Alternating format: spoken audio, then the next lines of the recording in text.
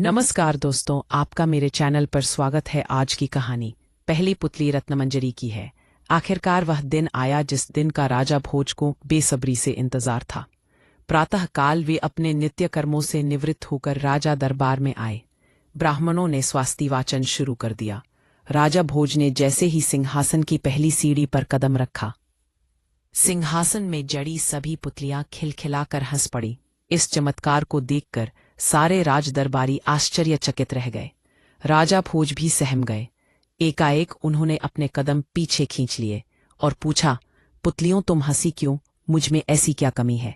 तभी सिंहासन से रत्नमंजरी नाम की पहली पुतली राजा भोज के सामने प्रकट होकर बोली, राजा भोज, जिस सिंहासन पर बैठने के लिए तुम इतने लालायित हो वह किस महापुरुष का है, शायद तुम नहीं जानते। इसलिए हम हंसी थी कि तुम अभी इस सिंहासन पर बैठने के योग्य नहीं हो।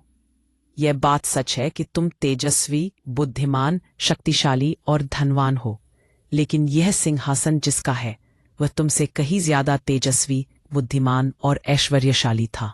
उनका नाम था राजा विक्रमादित्य। मैं तुमको उनके बारे में एक कथा सुनाती हूं। उसे सुनने के बाद ही तुम्हें पता चलेगा कि वे कैसे राजा थे। यह कहकर पुतली ने कथा सुनानी आरंभ कर दी। प्राचीन काल में अंबावती नामक राज्य में गंधर्व सेन नाम का एक धर्मात्मा एवं प्रतापी राजा राज्य करता था। राजा गंधर्व सेन की 4 वर्णों की रानियां थी। एक ब्राह्मणी, दूसरी क्षत्रिय, तीसरी वैश्यानी और चौथी शूद्रानी। चारों रानियों से 6 पुत्रों ने जन्म लिया। एन अंपार पाठ छुपा बैठा था। तांत्रिक ने विक्रम को भगवती काली की प्रतिमा में आगे सिर झुकाने के लिए कहा। विक्रम को खतरे का आभास हो गया था। उसने तांत्रिक को अपना सिर झुकाकर सिर झुकाने की विधि दिखाने को कहा। जैसे ही तांत्रिक ने सिर झुकाया, विक्रम चालाकी से अपने स्थान से हट गया। मंदिर के पिछवाड़े छिपे शंख ने आकर झट से तलवार निकाली और तांत्रिक को विक्रम समझकर उसकी गर्दन काट दी। तभी मौका पाकर विक्रम ने शंख के हाथ से उसकी तलवार खींच ली और एक ही झटके में शंख की गर्दन धड़ से अलग कर दी। इस तरह विक्रम ने माता पिता की हत्या का प्रतिशोध लेकर अपना राज्य वापस ले लिया। राज्य पाने के बाद विक्रम ने ऐसा न्याय किया कि प्रजा में उनकी जय जयकार होने लगी।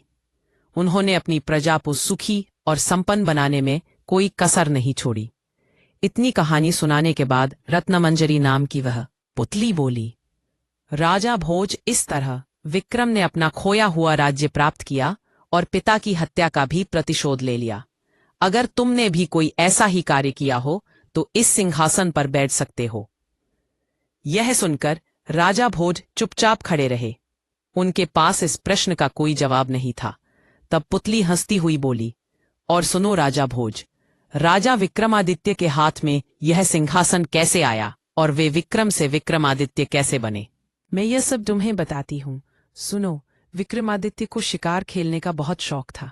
एक बार शिकार खेलने के लिए वे जंगल में गए। अचानक एक हिरन का पीछा करते करते वे जंगल में काफी दूर निकल गए, लेकिन हिरन उनके हाथ नहीं लगा। थक हार कर वे एक पेड़ के नीचे बैठ गए और इधर उधर नजरें दौड़ाने लगे। उन्होंने देखा वे एक ऐसे वीरान जंगल में हैं जिससे बाहर निकलने का भी रास्ता नजर नहीं आ रहा था। तभी उनकी नजर दूर एक चमकदार महल पर पड़ी।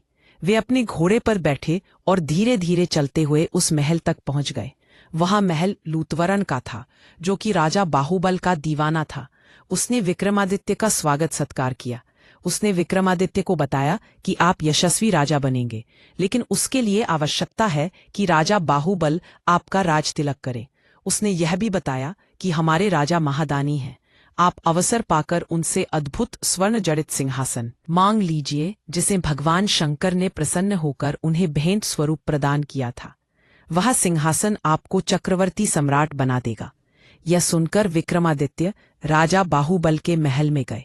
राजा बाहुबल ने उनका उचित स्वागत सत्कार किया और उनका तिलक करके उन्हें चक्रवर्ती सम्राट घोषित कर दिया। जब विक्रमादित्य ने उनसे रत्न जड़ित सिंहासन की मांग की तो राजा बाहुबल ने उन्हें सिंहासन का सच्चा अधिकारी समझकर उसे देने में कोई संकोच नहीं किया।